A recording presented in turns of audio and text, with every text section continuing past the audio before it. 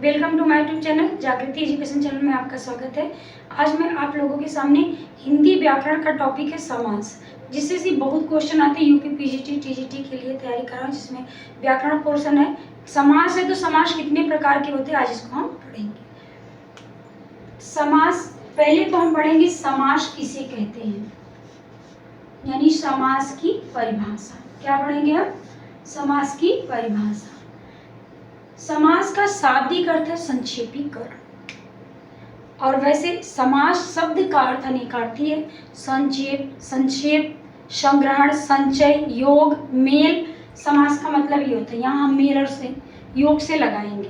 यहाँ पे आएंगे कि दो शब्दों से मिलकर, यानी इसका है संचय। अब देखिए इसका अर्थ होता है अनेकार्थी है, संचय है, योग है, मेल है, संग्रह भी है। क्या है इसका? संग्रह भी है। इसमें हम मेल और योग से संबंध लगाएंगे। इसका परिभाषा है कि दो या दो शब्दों से मिलकर, दो या दो शब्दों से मिलकर, दो या दो शब्दों से मिलकर जो एक नया और सार्थक शब्द संक्षेप बनाते उसी को हम। अब समास के हम आएंगे कि समास में क्या होता है कि दो पद होते हैं। पहले पद को हम कहेंगे पूर्व पद और दूसरे पद को कहेंगे उत्तर पद। दूसरी बात है क्या कहें, दो शब्दों से मिलकर एक नया और संक्षेप, नया संक्षेप शब्द बनाते हैं, उसी को हम शब्द रहेगा, सार्थक शब्द रहेगा। कैसा रहेगा? सार्थक शब्द रहेगा। दूसरा है कि दो पद होंगे, एक नया शब्द बनाते हैं। तो आपको पता हो गया कि संक्षेप का मतलब संक्षेपीकरण ही होता है समास का मतलब। इसमें दो शब्द मिल सकते हैं, तीन शब्द भी मिल सकते हैं। दो इन शब्दों को हम पद कहते हैं समासी भाषा में, यानी काव्य में हम पद कहेंगे। दो पदों को मिलाकर एक संक्षेप वर्ड, जिससे कि इसका उद्देश्य होता है समास का कि भाषा को सार्थक और प्रभावशाली और स्पष्ट बनाना। यानी हम किसी बड़े बड़े एक वाक्य को, दो वाक्य को अगर हम एक शब्दों में बोल दे रहे हैं तो कितना प्रभावशाली है। हमारी हिंदी भाषा की ये विशेषता है कि संक्षेपीकरण में हम बात समासिक रूप में कर सकते हैं, चाहे वो काव्य हो चाहे गद्य में भी बहुत कम मात्रा में प्रयोग किया जाता है। और इसमें एक खास बात होती है कि दो पद आता है।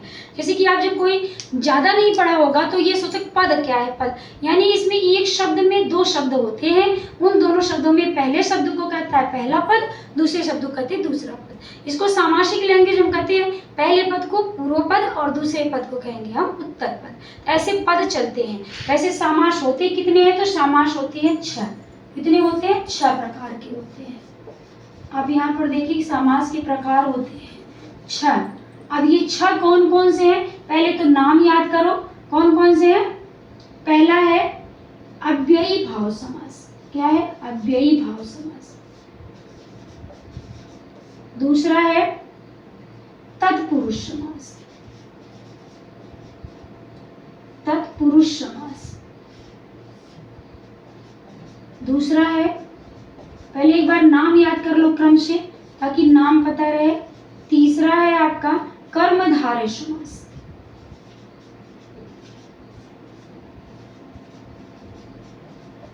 और चौथा है द्विगु समास।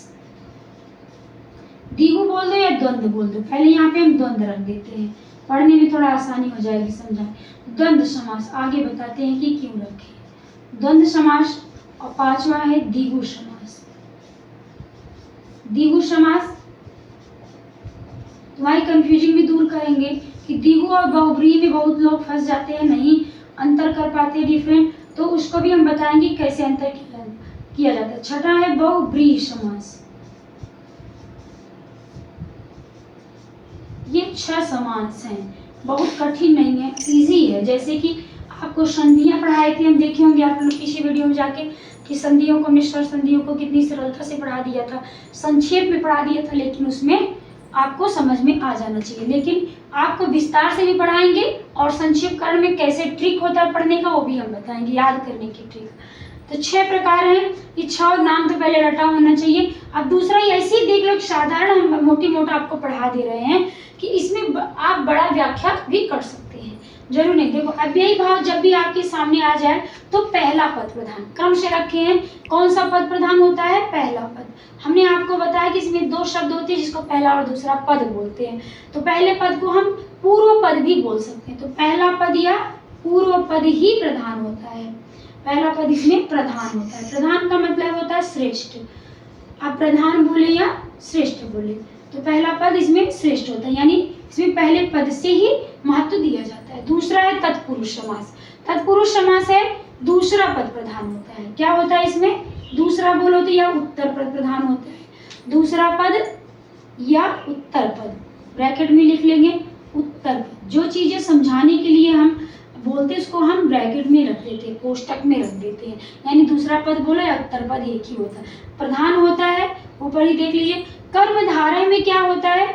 इसमें पद में प्रधान नहीं होता, पहला पद विशेषण होता है, दूसरा पद विशेष्य होता है। तो यहाँ पे लिख लेंगे विशेषण। आप समझते हुए चलो, इतने अच्छे से समझा देंगे कि आपको कहीं दोबारा भी पढ़ने की झंझट करने की जरूरत नहीं होगी। विशेषण और विशेष्य होता है। दूसरा पद क्या होता है? विशेष्य होता है। और इसके साथ साथ उपमेय और उपमान का पेयर चलता है इसमें। विशेषण वैसे भी उपमेय और उपमान का संबंध होता है। ये दोनों चीजें चलती है, आप चाहे इस भाषा समझ लो चाहे इसे। अभी हम इसके एग्जाम्पल में बता देंगे कि कैसे उपमेय और उपमान किया जाता है। विशेषण और विशेष होता है, उपमेय और उपमान होता है। ये खास बात है इसकी पहचान की। हम कैसे पहचानेंगे? नाम तो हम जान लिए, अब इसकी हम पहचान परिभाषा जानेंगे, तभी हम एग्जाम्पल को समझ पाएंगे। देखो रटने से ज्यादा अच्छा होता है समझना। अगर हम अच्छे से किसी भी भाषा, किसी भी लैंग्वेज को समझ ले तो उसमें पढ़ने में हमको आसानी हो जाती है। फिर हम इस टाइप का समास कहीं भी देखेंगे तो हमको रटने की जरूरत नहीं। कर्मधारय का कि बहुब्रीहि का है, कंफ्यूजिंग एग्जाम हॉल में कंडीशन खराब हो जाती है। ऐसे में क्या होता है कि हमें पहले से समझे हुए पढ़े रहते हैं तो हमको पता हो जाता है कि इस पद में कौन प्रधान है, क्या बातें हैं। तो ज्यादा ज्यादा छोटे छोटे शब्दों में हम बताने की कोशिश किए। जैसे ही विशेष और विशेषण का पेयर आया, उपमेय उपमान का पेयर आया, आप समझ जाओ कि कर्मधारय ही होगा। पहला पद विशेषण होता है उसमें। अब यहाँ पे पहला बार बार ना लिख के यहाँ फर्स्ट लिख दे रहे हैं, यहाँ पे सेकंड। आप समझ जाओ कि कोई शब्द संक्षेप में बनाए, उसमें 2 शब्द जुड़े हुए हैं तो पहला शब्द विशेषण होगा, दूसरा शब्द विशेष्य होगा। अब विशेष विशेषण आप पढ़े होंगे तो समझ में आ जाए कि विशेषता जिसमें बताई जाए, जिस समाज को उसको विशेष कहते हैं, जिसकी विशेषता बताई जाए वो विशेष्य होता है। अब इसमें द्वंद्व समास में पहले ऐसे आप जैसे हम पढ़ा रहे हैं संक्षेप में पढ़ते चलिए, फिर एग्जाम्पल आपको अपने आप समझ में आ जाएगा। मैं एग्जाम्पल भी सारे का दे दूंगी 4-4, 5-5। उसके बाद आप खोज के एग्जाम्पल लिख लीजिएगा। नहीं लिखिएगा तो हमको कमेंट कीजिएगा, हमको आप इंपॉर्टेंस आए हुए क्वेश्चन में एग्जाम्पल जो है लिख के हम आपको प्रोवाइड करा देंगे। तो यहाँ पढ़िए द्वंद्व समास को पढ़िए। द्वंद्व समास जैसा कि नाम, यथा नाम तथा गुण, जैसे नाम वैसे ही गुण। तो इसमें द्वंद्व होता है, द्वंद्व यानी लड़ाई होता है। तो लड़ाई किससे किससे होती है? अपोजिट व्यक्तियों में होती है। तो इसकी पहली विशेषता है कि दोनों पद प्रधान होते हैं। देखो श्रेष्ठता में ही लड़ाई होती है। आपस में लड़ाई कैसे होगी? जब हमारे लेवल का कोई रहेगा 19-20 रहेगा तो हमारा उससे कंपटीशन होगा। अगर कोई 0 लेवल पे है और हमारा IQ लेवल 20 है तो फिर हम कैसे उससे कंपेयर करेंगे? तो फिर वो कमजोर में आ जाएगा। इसीलिए श्रेष्ठ 2 व्यक्तियों होते हैं, यानी दोनों पद प्रधान होते हैं, श्रेष्ठ होते हैं, तब उनमें लड़ाई होती है। ऐसा क्या शब्द बोलते हैं जिसमें दोनों पद प्रधान हम बोलते हैं? जैसे देखिए, जितनी अपनी विशेषता होती है भाई की उतनी भी विशेषता बहन की होती है। जितना अधिकार बहन का होता है उतना भाई का। ऐसे कहेंगे भाई बहन। तो एक शब्द हम इसमें रखेंगे। पहली बात द्वंद्वात्मक शब्द रहेगा, दोनों पद श्रेष्ठ रहेंगे।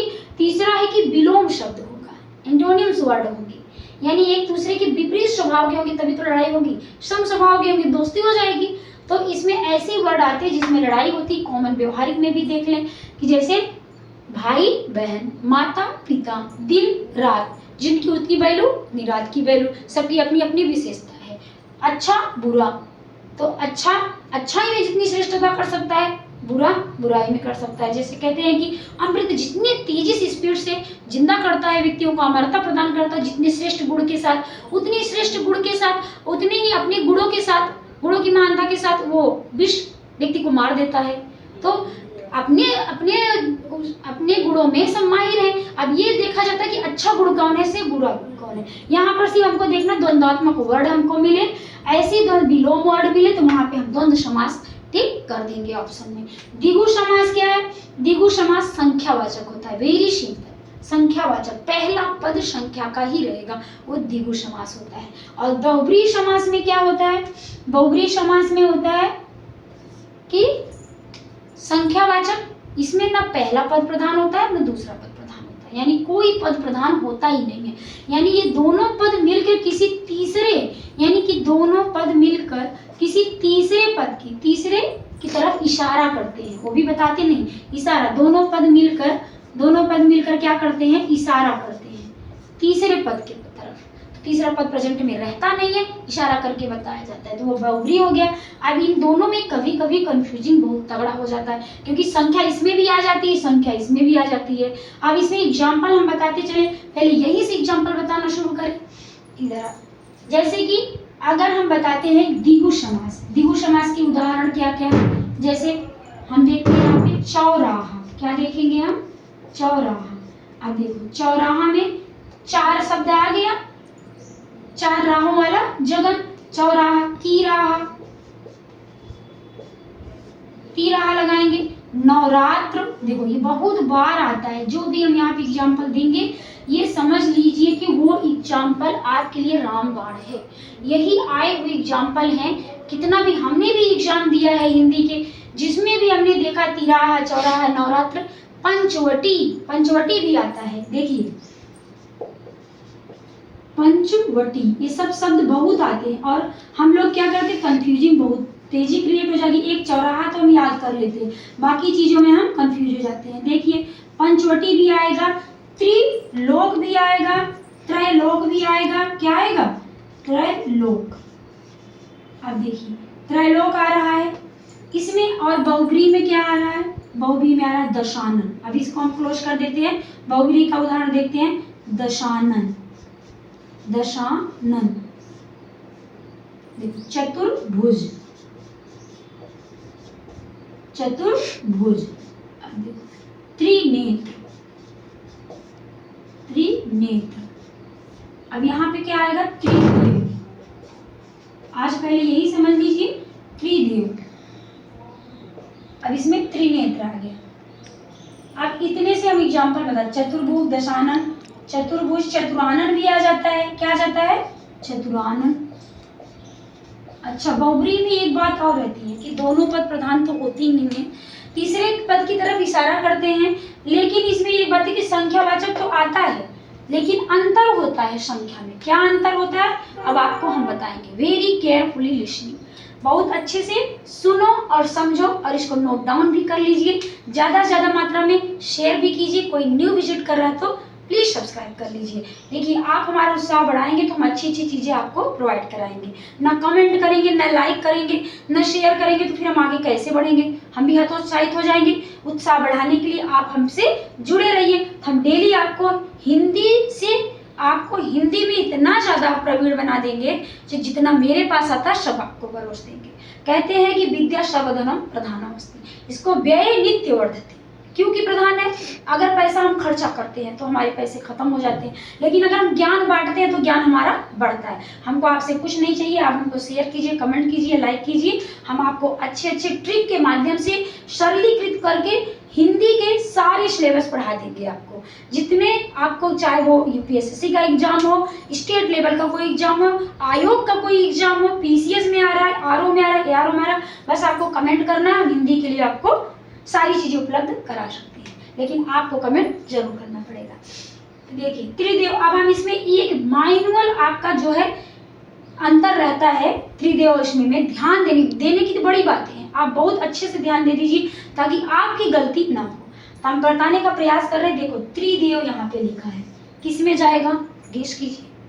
अगर ये लिखा है त्रिनेत्र, अब कंपेयर कीजिए कौन बहुब्रीहि का है और कौन द्विगु समास का है। अब भाई संख्यावाचक हमने द्विगु में बता दिया, आपने संख्यावाचक तो पढ़ लिया, अब संख्यावाचक बहुब्रीहि में भी आ गया, अब क्या करेंगे? मैम ने तो केवल उसमें संख्या का नाम लिया था। देखिए कभी कभी इसमें भी संख्यावाचक आ जाता है, लेकिन एक रूढ़ शब्द होगा, किसी देवी देवता का नाम होगा। अच्छा, देवी देवता का नाम उसमें भी आ जाता है, लेकिन इसमें रूढ़ उन्हीं का नाम बोला जाता है, पूरी दुनिया में और किसी को नहीं बोला जाता। पहली बात तो वो शब्द उस देवी देवता के लिए रूढ़ रहेंगे, अगर उसमें संख्यावाचक देवी देवताओं में आ गए तो लिया जाएगा। अब देवी देवता तो इसमें भी आ गए, फिर भी हम फंस जाएंगे। इसीलिए एक शब्द है कि जब ऐसे शब्दों को, ऐसी चीजों को हम एक नाम दे संख्यावाचक, जिनका अपना अलग अलग अस्तित्व हो। जैसे 4 लोग हैं और चारों का अपना नाम है, अपना अलग गुण है, अपना अलग काम है, लेकिन हम उन चारों दोस्तों को एक साथ देखते हैं तो हम कह देते हैं त्रिमूर्ति जा रही है, लेकिन उन तीनों का अलग अलग नाम भी है, अलग अलग काम भी है, अलग अलग क्षेत्र है, अलग अलग घर भी है। यानी एक शब्द से कि अगर जिस संख्यावाचक शब्दों में किसी समूह को व्यक्त करता, यानी वो अकेला ना हो, उसका नाम सिर्फ संख्या हो गया और एक अकेला है, अकेले गुण है, तो उसको हम क्या कहेंगे, द्विगु नहीं कहेंगे, उसके हम कहेंगे बहुगुणी। लेकिन जब किसी समूह को, यानी सबका अलग अलग अपना अस्तित्व हो, फिर उसको हम एक नया नाम दे के पुकारते हैं संख्यावाचक की तरफ, उसे हम द्विगु समास करेंगे। जैसे अब देखिए चौराहा। अब चौराहा कहाँ बनता है, 4 राहों वाला एक जगह गोल चक्कर बनता है, उसे हम चौराहा बोलते हैं। तो वहां पे 4 जगह रास्ता चारों दिशाओं में गई, हर रास्ता अपनी मंजिल तय करता है, रास्ता का अपना अलग अस्तित्व है। 3 राह का भी वही है कि 3 नवरात्रि। अब देखो रात्रि तो है, रात्रि तो है, लेकिन 9 रात्रियों की एक रात्रि हमने बना दी है नवरात्रि, एक शब्द दे दिया नवरात्रि, और हमने संख्या को उठाया 9 और एक रात्रि बोल दिया। यानी हम इतने बड़े 1 रात 2 रात 3 रात ना करके हमने कह दिया नवरात्रि का समय चल रहा है, ये नवरात्रि का दिन है। तो 9 रात्रि का अपना अपना अलग अस्तित्व होता है, अलग अलग देवी देवता की पूजा भी होती है, अलग अलग देवियां उसमें होती हैं, उनके नाम भी होते हैं, और दिन रात अलग अपना कार्य होता है उस दिन। तो ये नवरात्रियों को एक समूह रूपों में हमने एक शब्द दे दिया नवरात्रि। पंचवटी बहुत बार आता है, बहुत पूछा जाता है, बहुत कंफ्यूज होते हैं हम लोग कि पंचवटी, वटी मानी क्या होता है, वृक्ष होता है। क्या होता है, वृक्ष होता है। और 5 वृक्ष एक स्थान पे एक जैसे लगे हुए हैं, लेकिन वो अलग फल देते हैं, अलग लकड़ी होती है, अलग रहता है पेड़। तो उस 5 जगह, एक जगह 5 वृक्ष का कोई ग्रुप बना, उसे हम कह देते हैं पंचवटी है। भाई वो जहाँ 5 वृक्ष है वहां पे चलो निवास करते हैं, पंचवटी है, 5 वृक्षों की झुंड है, छाया है, वहीं पे हम रहते हैं। जैसे कि पंचवटी में सीता माता रहती थी, जहाँ रावण चुरा ले गया था, हरण कर लिया था अपहरण, और वहीं पे सोने का हिरण आया था, पंचवटी में वो लोग निवास करते थे दंडकारण्य में। तो पंचवटी ऐसे 5 वृक्षों का एक समूह, उसी को हम कहेंगे। लेकिन जब समूह की बात आ जाए तो किस में जाएंगे हम, द्विगु समास में जाएंगे। त्रिदेव, अब त्रिदेव में भी है ब्रह्मा विष्णु महेश। देखो अब 3 मूर्ति है, 3 मूर्ति भी ऐसे हम कर देंगे, क्या कहेंगे, ब्रह्मा विष्णु महेश, ब्रह्मा विष्णु महेश। अब ऐसे हम एग्जाम्पल बता रहे हैं आपको, ऐसे ना समझ लेना कि यहाँ पे कार्टून है। 3 मूर्ति, अगर 3 दिख रहा है कोई व्यक्ति आपको, तो 3 मूर्ति है, अलग अलग है, उसको त्रिमूर्ति भी बोल सकते हैं, त्रिदेव भी बोल सकते हैं। त्रिदेव नहीं, ब्रह्मा विष्णु महेश को भी बोला जाता है, इसलिए तीनों का अलग अलग अस्तित्व, अलग अलग काम में पालन करता, संघर्ता, यही एक लोग पालन करते, एक रचना करते, एक लोग संहार करते, तीनों का अलग अलग अस्तित्व, इसलिए हम त्रिदेव के। बहुत गहराई से शब्द को संक्षिप्त किया जाता है, अनायासी नहीं किया जाता। देखिए अब आज ये दोनों का अंतर बता के हम बंद करते हैं, वीडियो बड़ी हो जाएगी, इसलिए हम नेक्स्ट वीडियो में आपको पूरा डिटेल एग्जाम्पल बताते हैं। अब यहाँ पे देख लीजिए दशानन, 10 तो इसमें भी वर्ड है, क्या हम द्विगु कह देंगे इसको, नहीं कहेंगे द्विगु, क्योंकि इसका अर्थ 10 आनंद, 10 प्लस आनंद, यानी 10 सिर हो जिसके पास, अर्थात रावण का नाम दशानन था क्योंकि उसके पास 10 सिर थे। अब सोचने वाली बात है, 10 सिर थे, क्या 10 सिर का अपना अलग अस्तित्व था, नहीं था, रावण से ही उसका अस्तित्व था। तो रावण से ही अस्तित्व था कि इसको हम बहुब्रीहि में ले जाएंगे, क्योंकि एक ही व्यक्ति के 10 शर्म है।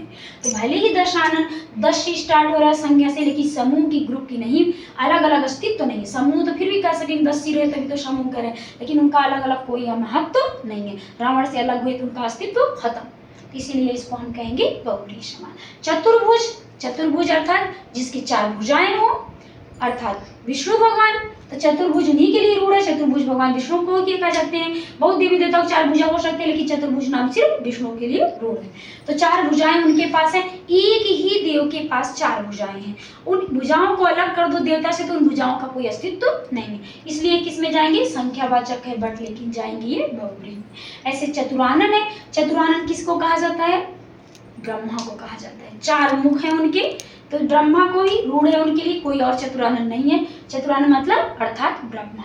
उनके 4 मुख है, तो वो भी वही बात हुई, एक ही देव के, एक ही ब्रह्म के 4 सिर है, उन सिरों को अलग कर दिया जाए तो कोई महत्व नहीं, इसीलिए उनको हम चतुर मतलब 4 होते हुए भी हम बहुब्रीहि में डालेंगे। त्रिनेत्र भी ऐसे, त्रिनेत्र अर्थात शंकर भगवान, तो शंकर भगवान के त्रिनेत्र, बड़े देवी देवताओं के हो सकते हैं 3 नेत्र, लेकिन क्या कहते हैं ये त्रिनेत्र वर्ड सिर्फ शिव के लिए रूढ़ है। तो रूढ़ शब्द भी होता है इसमें कि उन्हीं देवी देवता के नाम होते, रूढ़ होते, संख्यावाचक होती, लेकिन समूह की प्रवृत्ति तो दे भी सकते, लेकिन अस्तित्व अलग उनका कुछ नहीं होता। तो ये दोनों का अंतर आपको बता दिए, इसको पढ़ लो, लिख लो, नोट डाउन कर लीजिए। हम कल बताते हैं सारी की एग्जाम्पल जो आपके एग्जाम के लिए मोस्ट इंपॉर्टेंट है। तो यूपी पीजीटी टीजीटी के लिए विशेष है ये, उसके आगे आरओ एआरओ, जिस किसी में भी आपको हिंदी स्टेट लेवल का एग्जाम, एसएससी पुलिस की तैयारी कर रहा है, कोई किसी के कर रहा है, तो अगर हिंदी सब्जेक्ट है, यहाँ तक कि बैंकों में भी हिंदी आता है, अगर आ गया यहाँ से पढ़ना है आपको, समाज है सिलेबस में, तो पढ़ के लाभ ले सकते हैं और दूसरों को भी लाभ पहुँचा सकते हैं। कर भला हो भला, आप अपना लाभ लीजिए और अच्छा लगे तो शेयर भी कीजिए। थैंक यू फॉर वॉचिंग, फिर मिलते हैं नेक्स्ट वीडियो में।